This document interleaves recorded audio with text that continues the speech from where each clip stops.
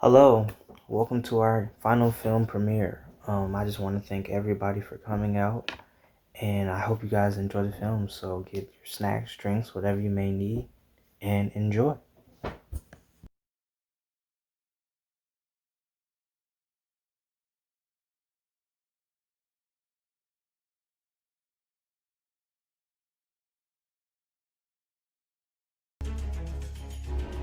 There is danger in the forest. Be careful out there. You never know who you'll find. I need to show you. But can he be trusted? I believe in you. Coming soon.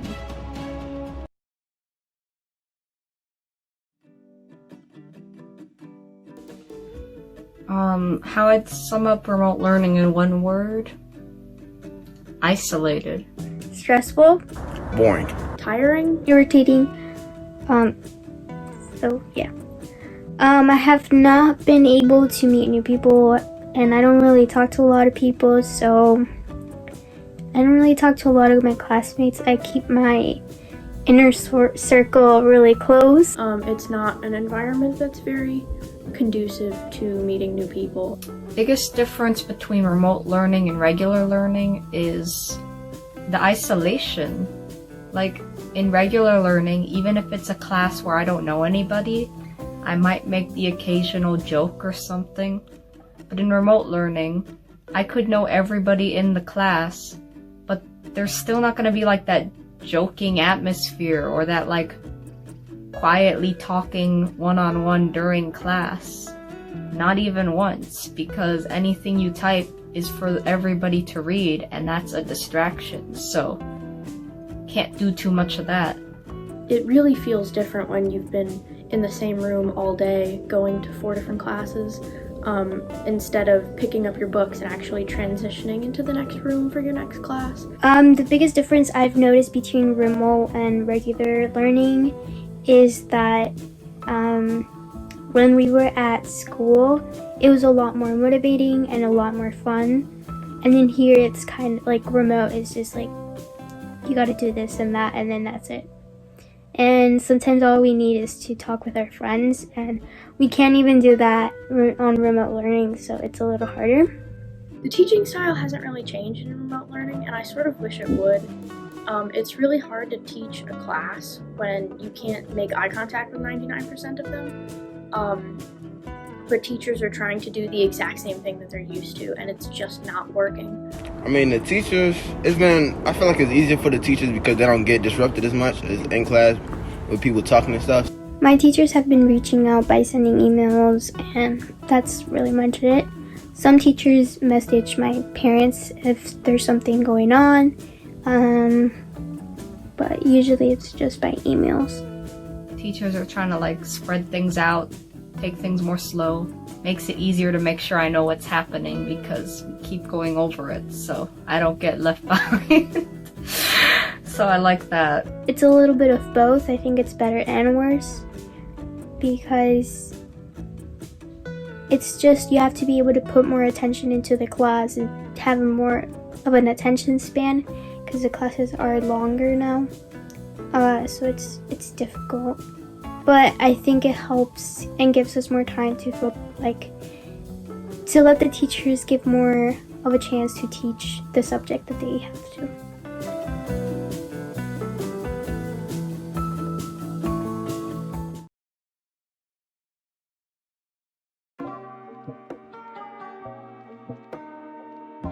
Alright. This is my portion of the video talking about how seniors feel in our current situation. And I'm just going to talk about a couple of the testimonials that some of my peers made in my school. My school, which is Diet High School for the Arts, is obviously an art school. So it might be different for, people who don't go to my type of school. So one of the questions that I asked was, how do you feel at the end of your days or end of your weeks? And most of them say burnt out, just completely burnt out. Like, not any energy to do anything on the weekend or anything, period. They just curl up in bed and go to sleep. I asked someone how do they feel about college, and they said it's whatever right now. And I was like, well, elaborate on that. She was like, and the person was like, their feelings on college is just, it's a lot of work right now. They're under a lot of stress and pressure, so the person is going about it with a don't care attitude, and I guess that's helping them move along. I asked them, my peers, how has the pandemic affected their ability to work on a college application? And they said tremendously, because some of my peers don't have senior seminar, or there's so much work to do during the day that they can't even focus on it. Some of my classmates don't even have one application done. I'm fortunate enough to have, a good seminar teacher, and been in contact enough with my counselor to be able to get college applications done. Then I asked them about the support system at home, and a lot of them say, well, they're doing their own thing. Everybody in their house is doing their own thing, so they feel like they shouldn't have to bother them, or they shouldn't bother them to help with anything because everybody else is doing their own thing.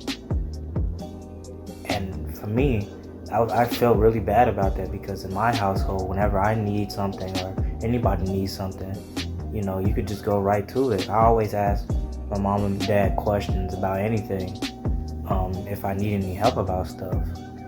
And it was crazy to me. Definitely tough on all of us. I mean, there's some few outliers who are doing good, but the majority of us are doing not so well right now. And then I asked 2 teachers how they're doing during this, and both teachers practically said the same thing. They said it's hard. They said they're required. First of all, they didn't want the current schedule that we have, which is every single class, every single day, Monday through Friday. But the teachers are required to put at least 3 or 4 grades in a week. And if they assign work every day, and they have over 200, 300 students, the math boggles my mind. And then you have a ton of students in your email, and I'm just like, I can't even blame the teachers in this situation, because they're struggling just as bad as we are. Like, it's bad for all of us. I know it is, and it's what we're dealing with right now. But yeah, that's my perspective on the whole thing. Hi, my name is Julian. I am a senior at Ogden International High School, the same school as Jess. It's an IB school, which stands for International Baccalaureate, and if you don't know what that is basically a college courses for high schoolers. I mean, frankly, there hasn't been that much added on because of quarantine or anything. If anything, it might have taken less. I do have to work on IB papers, which are mandatory to graduate the classes. I only have 3. I'm not in the full program. But basically, they are like assessments to just understand if the classes have done anything for you. I have history, IB English, and IB math. All of them basically just ask you to explain a concept or subject that you've learned in the class, or something that's completely new and interests you. Other than that, I've been looking for a job recently. I've applied to a few places, and frankly, that's about it. I do have house chores, I guess you could say, but they're not too tedious. They don't take the whole day. If anything, it's just like throw out the trash, pick up the dog poop, but like it's nothing much. I actually feel pretty good at the ends of my days. The ends of my days, I usually end them on a phone call with like a friend or something. My name is Isaac, and I go to Northside College Prep, and I'm a senior this year. This year's been really stressful for me. Personally, I know a lot because of the college applications and the pressure that's put on us as students. And then also because of the pandemic, that doesn't help. At the end of the day, I don't really feel any relief, just that tomorrow's going to be the same, or I have to get up and go to school and do more homework and stress more and study more for things that we're tasked to understand and be tested on, when everything around us is constantly changing and something, you know, we've never experienced, that nobody's really experienced, and it's very difficult. I feel like it's definitely had an impact on my mental health and, you know, my view on college and school in general. My support system is pretty solid, I'd say. I think I have a lot of help from my family and support and encouragement when it comes to academics and just pursuing my goals. But it's hard because it's something that not a lot of people in my family, if not any of them, have really gone through. So they can't really understand, you know, that this is what we're tasked to do with now and how things have changed. However, in school, our counselors at school, I think, are very overwhelmed with the amount of students and work that they're piled onto. And in result, don't really have time for a lot of us, unfortunately, which is something I've experienced this college application season. I think, you know, with everything that's going on, it's very difficult to focus.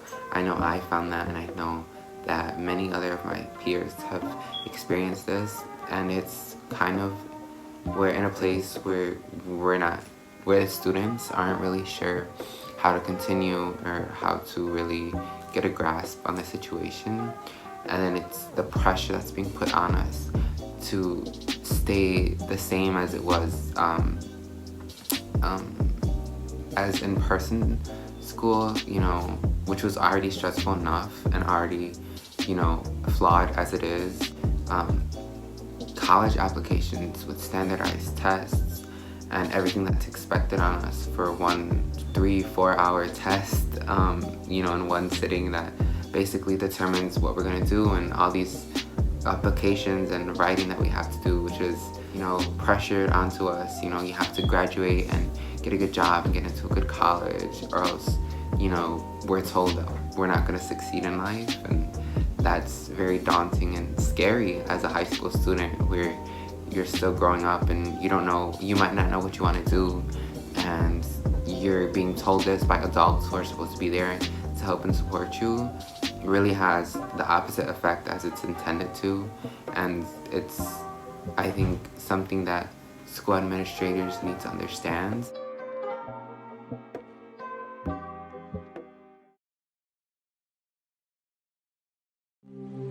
Do you miss outside? Are you affected by everything that's been happening?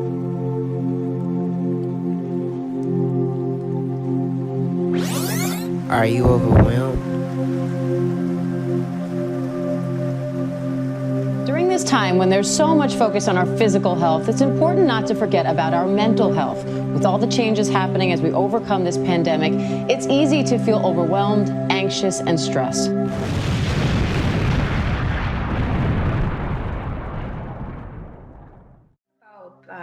Living in some place like Chicago, where we are in the Midwest and we have all 4 seasons, right, all year round.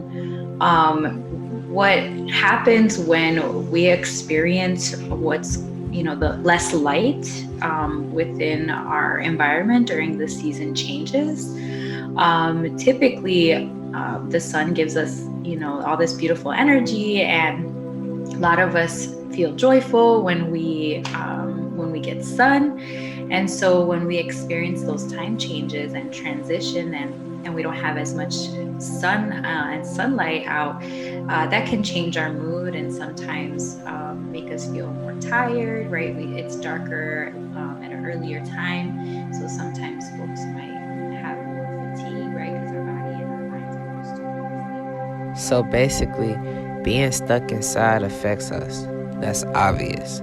But not being able to see nature, it's another thing. Communicating with other human beings, traveling, exploring, trying new things.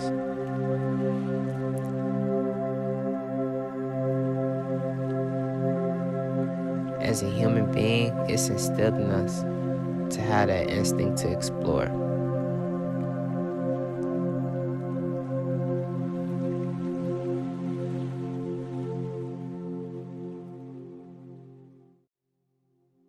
It has, yeah. I don't know, it just made me a really weird person. I sleep for hours on end.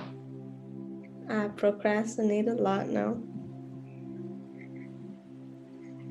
Also very, very fun thing to know. Has your household, like during quarantine, had any effect on your mental health? Yeah. Like the people in my household? Oh yeah, they all suck. They're like really mean people. So the best thing to do during this time is to make the best out of it. Just find things to do where you are. Try to reach out to people you know. Maybe even get creative, raise your creative talent. Don't let the quarantine get the best of you.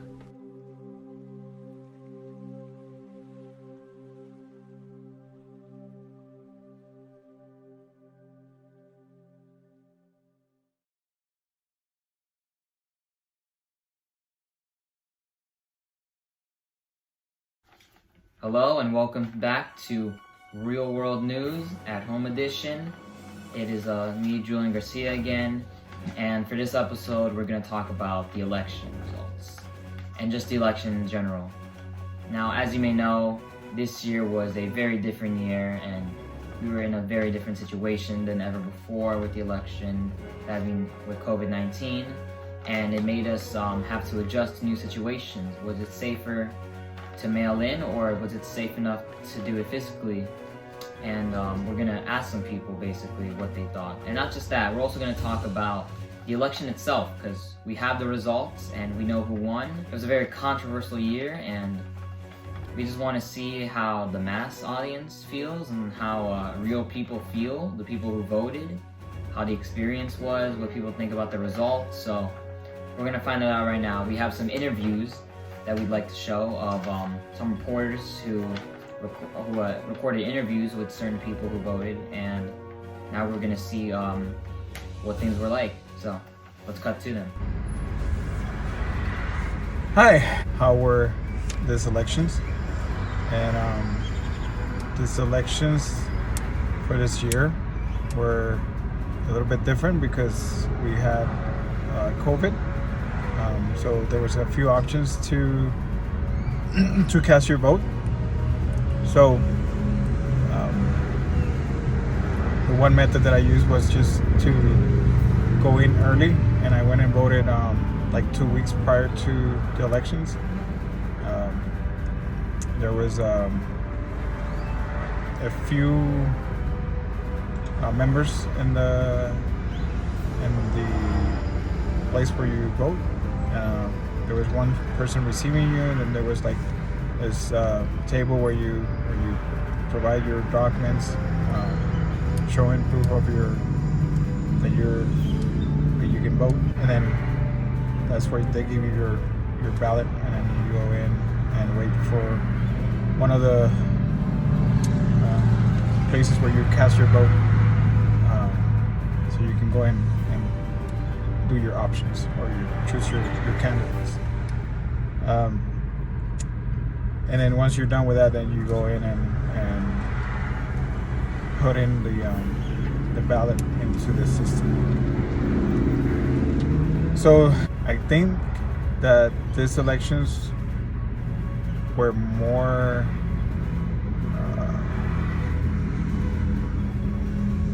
communicated. Like there was more communication about the elections. There was this urge for people to actually vote. There was all the types of ways you can vote. Early voting at different locations. You could vote. You could vote the day of, or you could.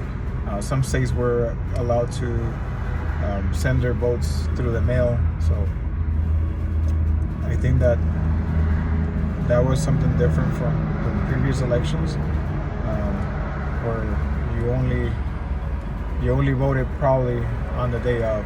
I mean, I'm pretty sure those options, early voting and all the other options, were available at that time, but they were not advised or advertised as this year. So that is all I have. Thanks. They said, I don't like Trump. Trump better not win. I hate Trump. Biden better win or else something. So I felt very confused about the election. I felt pretty hopeless, and it made me kind of sad. Really, to see all those states that were red states blew my mind. How could so many people be supporting a person that stands for so much hate? So much hate in this world, when really all we need is love. We need a lot more of that. And even with the President Biden winning the election, we're not halfway where we should be as a country. Hey, good afternoon, guys. My name's Erica. So these elections were a little bit different with COVID. There was a lot of social distancing requirements. Therefore, there was a lot of mail-in voting compared to the last elections. Also, these elections, I feel like there was a higher turnout of young voters and Hispanic or Latino voters as well compared to the last elections. Because of the mail-in voting, these elections have had a lot of controversy, whereas the last elections we knew who the winner was right away, and there was kind of an acceptance of that, which we still don't have a clear winner still up to now. So I think that was it. I think that's the biggest difference between the last and these elections.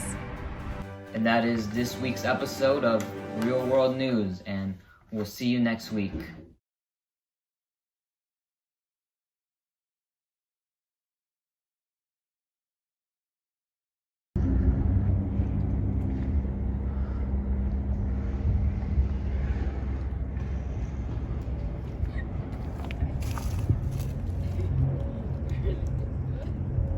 Why did we even come to the park today? It's really cold outside. Kaya, stop complaining. It's not even that cold. Oscar, calm down. I mean, we didn't really have a choice since he asked our parents before they left. Well, let's get home because my hands are ice cold.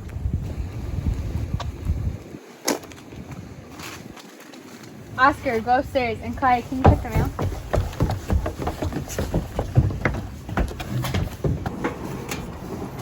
We got mail from the city of Chicago. Really? Let me see. Yeah, we need to tell... Guys, come upstairs. Something's wrong. Oh my god! Who would do this? They took everything. Who do we call? We can't just call the police because they'll call our parents and they're really busy with work right now. We need to call someone off the books. I know a guy. Who is he? He calls himself the detective.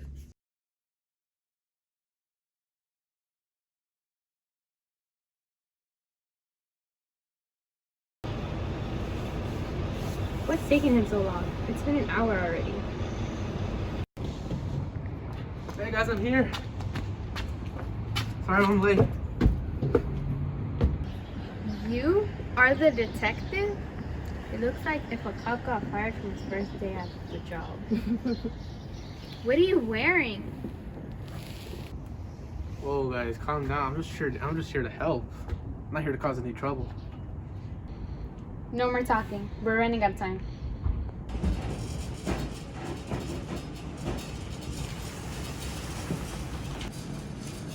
Well, by the looks of it, you got robbed. Obviously. And your brothers and sisters, I thought they were right behind you. They're downstairs with my grandpa. They took everything. And look at that, even messed up your puzzle. Feel bad for you guys. Alright, I'm gonna need some time to check for evidence around this area. So if you mind waiting outside for like 5 minutes. Sure.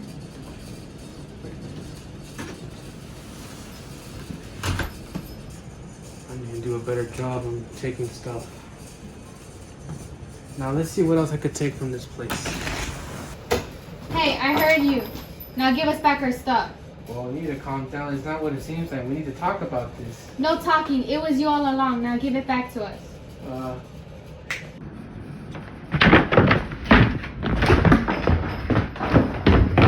How did he do that?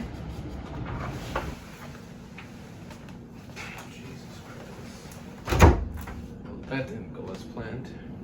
No time to dwell on the past. Well, let's see what other place we gotta hit next.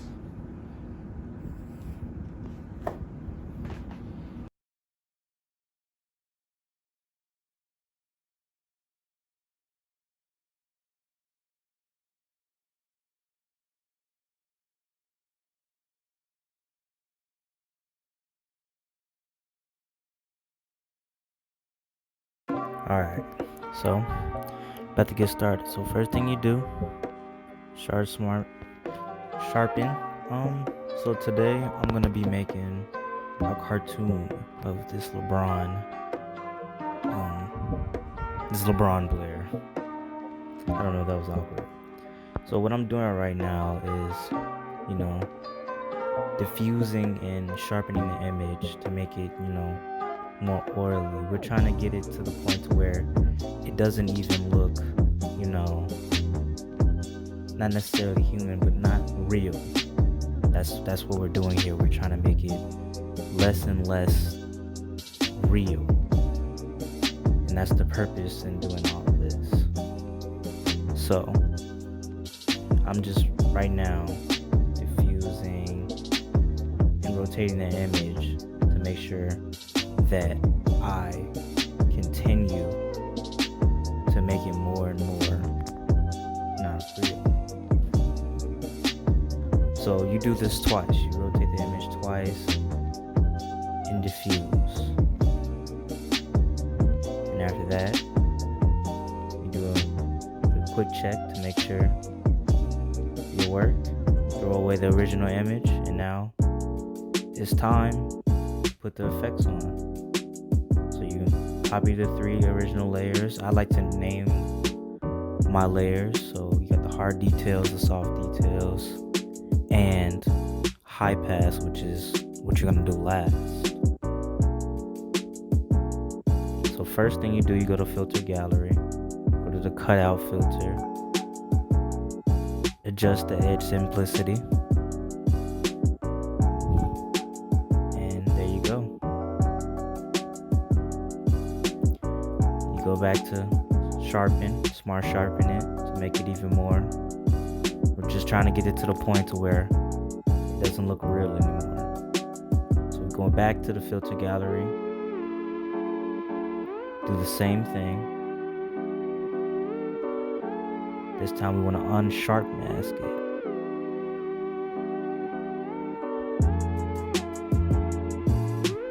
We're adjusting the opacity so we can see all the layers through everything.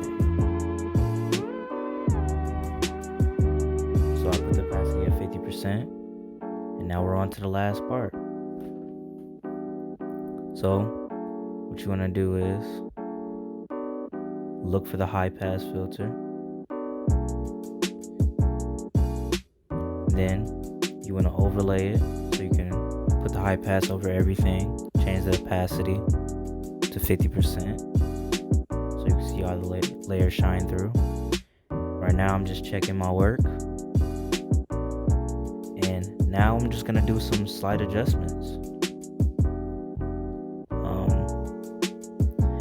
This is really the tricky part during adjustments, because adjustments is just the eye test. You really have to know what you want and how you want it to be. So if you want it to pop out, you have to know which colors will give you that pop, and which colors will make it duller, or what features you want to be specifically popped. Do you want to accentuate one color, or do you want to keep another color the same? Do you want the image to be dark? Do you want it to be light? These type of things really affect the image. So for me, I'm trying to make the image pop as much as possible. So I have to focus on things like brightness, awareness and exposure, what is popping out, what isn't, things in that nature. So right now I'm just putting the final touches on it, adjusting the contrast on the image. As you can see, I am almost done. It's not anything that's extremely quick, but yeah, that's my piece. So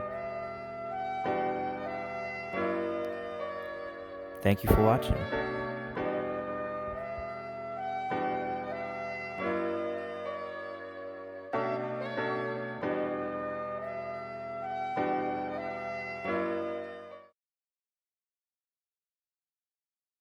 Hey. Oh god, not this again. You like rom-coms? Excuse me? Do you like rom-coms? No, I heard you. I'm trying to figure out why you'd ask me that. Rude. Come on. Let's go. Alright, fine. Let's go.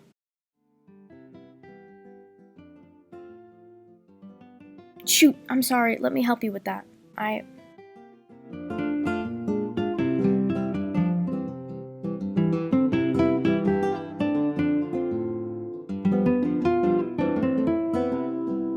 So, are we almost done? What do you mean, almost done? Well, I mean, are we almost done doing all this? I'm ready to go home when you are. Are you not having fun or something? Well, that's not what I'm saying. I just mean that, you know what? I can't do this right now. What? I'm sorry. What? I'm sorry. I was wrong. I didn't mean to upset you. Really? Of course not. I was having a great time, honestly. Then why did you ask if we were almost done? Because I was hungry. I wanted to figure out when we were getting dinner. Oh, I'm sorry too. I overreacted. So, can you forgive me? Of course I can. So, how about that dinner?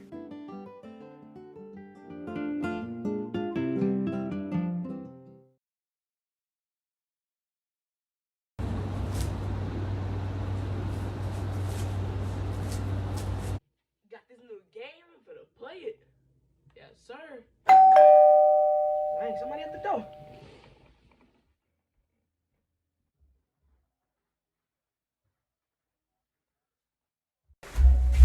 Who is this? Who is this?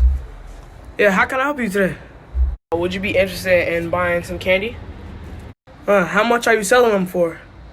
Well, we can sell them for a small price of $100. $100? What? For that small one? You heard me, $100. It's starving out here. I can't even afford a jacket.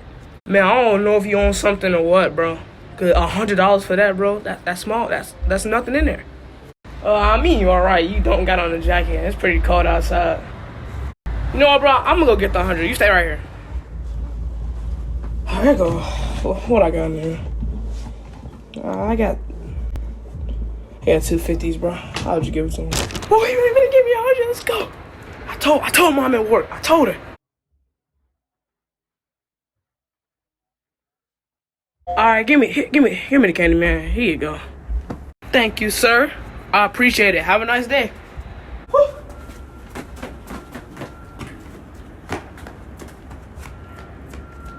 People these days, bro. I ain't forget about my new game, though. What? Let's get it. All right. How I'll play.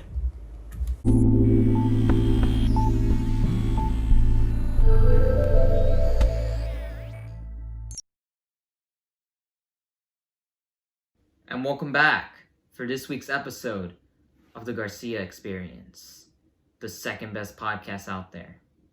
And for this week, I got a special guest. I got an interview set up with a well-known actor you might know of. You might have heard of him. You know, famous Spider-Man actor, Julian Garcia. And, you know, we happen to share the same last name, so it's destiny that I met this person and interviewed him. So, without further ado, we're going to talk to him for a few minutes. I'm going to ask him some questions. I'm going to ask him about his Spider-Man roles and some of his other roles, how he got to this career. And, you know, we're just going to have fun, you know? So without further ado, let's see if he's connected. Let's go talk to him. Hello, Julian. Hello, I'm happy to be here. And how are you today? You know, I'm doing pretty good. How about you? Well, I'm good too. And, I'm a big fan of yours, actually. You are my favorite Spider-Man, and I think it's safe to say that you're everyone's favorite Spider-Man. One of the best live-action adaptations of that character. And, before we talk, let's show the audience a quick little sizzle of some of your best moments in the Spider-Man movies. Let's roll the clip.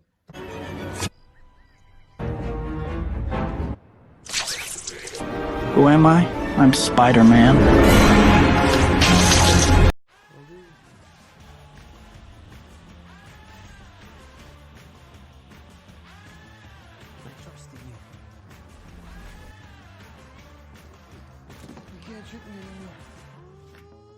Amazing. Love those movies. And why don't you tell us a little bit about how you got the role? Well, it's actually a funny story. So basically, one day I was at Burger King and I was eating there, and then a guy who apparently was a producer of Marvel, he happened to be at Burger King too, and he looked at me eating a Whopper, and then he looked at me like, he's like, hey, you got a certain face, You ever auditioned for a movie? You ever done modeling? And I was like, no, I didn't think about that. He's like, you should audition for Spider-Man. I'm like, all right, cool. And I auditioned. I said one line, and they're like, you know what? We like you. You got it. You got it. And it's like, I was like, but I can't act. No, don't worry about it. You got it. And so, I just got the role, and then I just kept acting after that. So, pretty good story. That's actually a fascinating story. I would not have thought that's how you got casted. But, hey, it was meant to be. So, besides Spider-Man, what are some of your other favorite roles that you've played? Well, besides Spider-Man, I've done a few different roles. I like to do different genres, I don't always like to say with the same thing. So, I've done some comedies, I've done some sci-fi, and then I was in an action film recently. I had a role in Action Jackson 4, Return of the Mac. And more recently, I have a drama coming up. That's my next project. It's called Losing Diane, which is going to be out pretty soon. Wow, a drama. I didn't think you'd have dramatic chops. You think you're up to it? Like, I've never seen you in a drama before. Yeah, I do think I'm up for it. I've been having an acting coach for like 3 years now, and I've gotten better at my acting, so now I can be a little more serious and take on some, deeper parts. So this film right here is going to be like my first attempt at a dramatic performance. And yeah, I was hoping to promote it on your podcast. That's why I sent you a clip of it, or like a clip of a scene from the movie, because it's almost out soon. So I want to get it out there, have people see it. So if you want, you can play a clip. All right. Well, I have the clip right here. So ladies and gentlemen, I got this clip to present to you from Julian Garcia's new drama, Losing Diane. So you're actually leaving me. You're leaving me because of one mistake. I told you I didn't mean to. After 3 years we've been together, you're just gonna leave me like that? Well, you know what then? Then I don't need you. Why? Why? It was just a mistake. I was hesitant, but that was actually pretty good. I see you do have some acting chops, okay. You're not just a dumb face. Well, thank you. I appreciate that. So, it's gonna be out February 9th, so, get it, go get your tickets, go pre-order it, and I hope you enjoyed the film. Well, it was good talking to you. I learned a bunch of stuff about you. I'm excited for your new movie. I'm definitely gonna go check it out. Do you know if it's gonna be in theaters, or is it gonna be VOD? Yes, it's in case theaters don't open, it'll be in limited theaters, and it's also gonna mostly be on VOD for $20 to rent. So that's probably the best way to get it. Oh, it's $20. I might not buy that. So I'm gonna wait. It's gonna be a great rental. Trust me. I know it's gonna be a good movie. But anyway, that's all the time we have this week for Julian Garcia. We got a bunch of other stuff to talk about. It was good to have a nice little conversation with him. Get to know a little bit more about him. So, it was fun. So, thank you, Julian, for being with me today for this interview. And I hope I can talk to you again in the future. Can't wait for your new Spider-Man movie, that's filming right now. So I'm excited for what you do in the future, sir. And yes, thank you for having me again. It was a pleasure to be on your podcast, I hope to see you in the future. Did he really have a dumb face? I'm never interviewing with that guy again. He's unprofessional.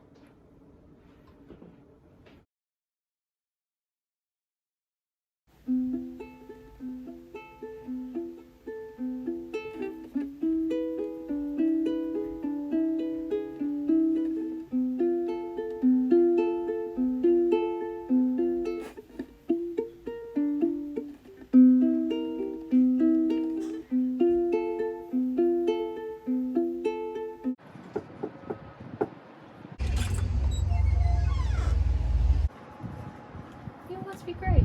You know what? She just left. What?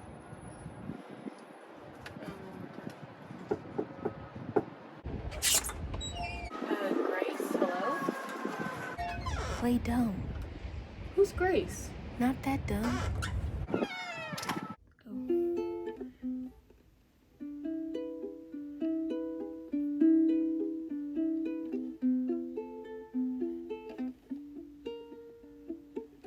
Grace is very special. Can't really have a normal conversation with her anymore.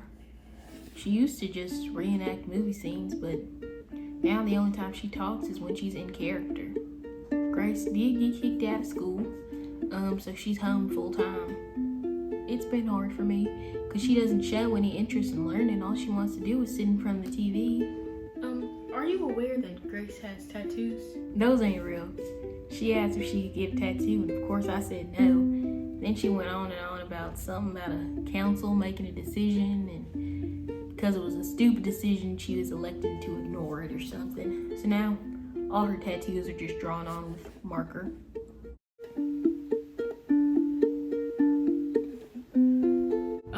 Grace's situation is very unique because I don't really know what's wrong with her. I think she's just choosing not to speak normally. And if that's the case, I can't really make her do anything. If she continues this behavior, then she could very well consume enough media that she has a strong enough vocabulary to survive. But if she doesn't, then things will probably end up going very badly for her in life. Grace, will you make me some tea? What kind of tea do you want? Black tea. No, we've been over this. You say there's more than one kind? Okay. Okay, we're starting over. What kind of tea do you want? There's more than one kind? We have blueberry, raspberry, ginseng, sleepy time, green tea with lemon, green tea with lemon and honey, liver disaster, ginger with honey, ginger without honey, vanilla almond, white truffle, blueberry chamomile, vanilla walnut, constant comet, and Earl Grey. Can I just have my black tea now? Not all of us can storm a beach or drive a tank, but there's still a way all of us can fight. Series E defense bonds. Each bond you buy is a bullet in the barrel of your best guy's gun. Now these guys can't fight without bullets and bandages, tanks and tents. Now that's where you come in. Every bond you buy helps protect someone you love on the battlefield. Keep our boys armed and ready, and the Germans will think twice about getting the jump on us.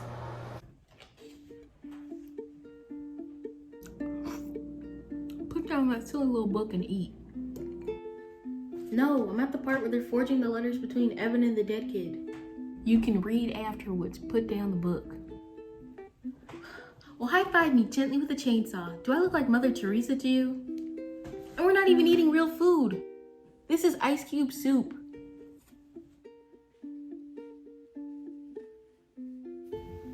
So, Grace, what's your favorite movie? That's like the dumbest possible question you could have asked me. It's too hard to pick. I'll tell you a movie I hate, though. Frozen 2. I will slander that movie until the day I die. Grace, what's one thing you want people to know about you? The real you. Let's see. I attended Juilliard. I'm a graduate of the Harvard Business School. I traveled quite extensively. I lived through the Black Plague and I had a pretty good time during that. I've seen The Exorcist about 167 times and it keeps getting funnier every single time I see it. Not to mention the fact that nobody ever knows what I'm talking about. So what do you think? I do.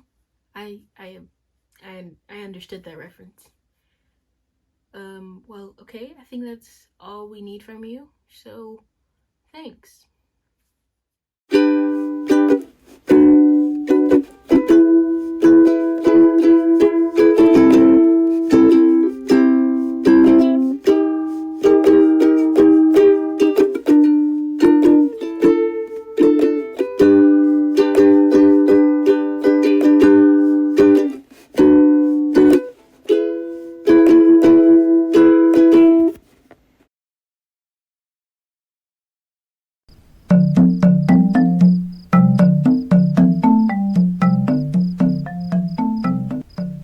There are two cats in this pride, Tiger and her brother Pepper.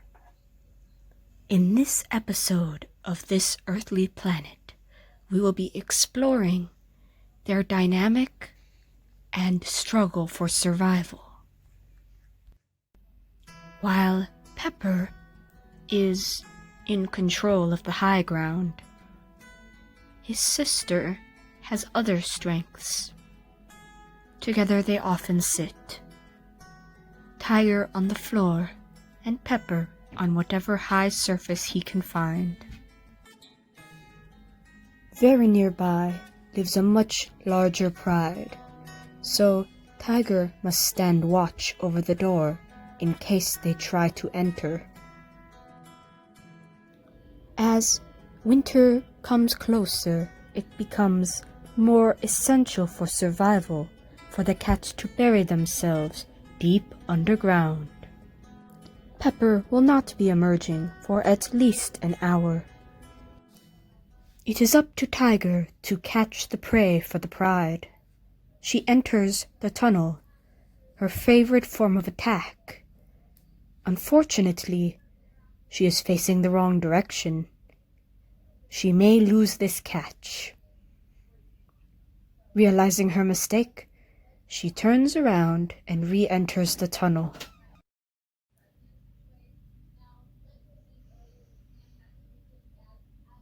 She finally catches the lizard and goes on a victory walk with her prey. Placing it far from any danger, she decides it is safe to move on and get more prey. She checks to be sure that no one has touched her lizard, and then continues on her journey.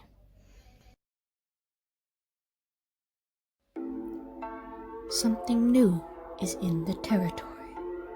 Something these cats have not seen in a year. They investigate to be certain of what the item is, but they have to check very thoroughly before they are satisfied.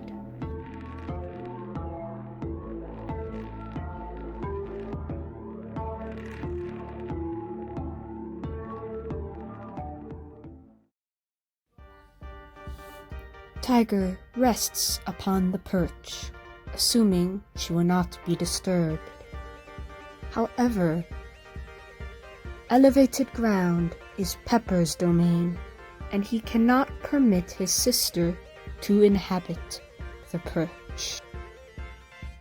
But while the high ground is Pepper's domain, food is Tiger's. As they are given treats, Pepper steps away, preferring to watch as Tiger takes both dishes for herself. She is the one who gets first pick of meals, and, in this case, all of the treats. But Pepper will clean up afterwards to the best of his ability, which may not be very good. Tiger has another attempt at stealing her brother's domain, but Pepper will not stand for this. It doesn't take much threatening for her to leave. Tiger finally finds a place to rest above ground level. She proclaims her victory, despite the risk it brings of Pepper coming and driving her from this place as well. That is a risk she will have to take. Pepper found out what Tiger was doing, and now the two must fight. If Pepper wins, Tiger must be on the floor for for the rest of her days. If Tiger wins, she is allowed on certain furniture, such as the couch. Luckily, she won the fight with her increased strength. And now, it is time to join together on the couch, the one place that they can agree upon as they watch the world below from their perch.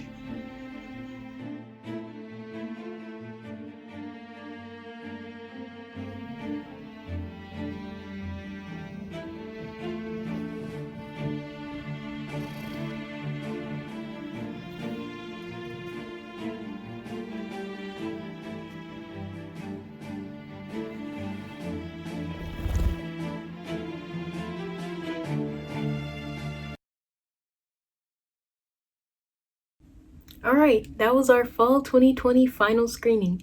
Thanks for joining us. I hope you had as much fun watching as we had making. Okay, see you next year? See you next year.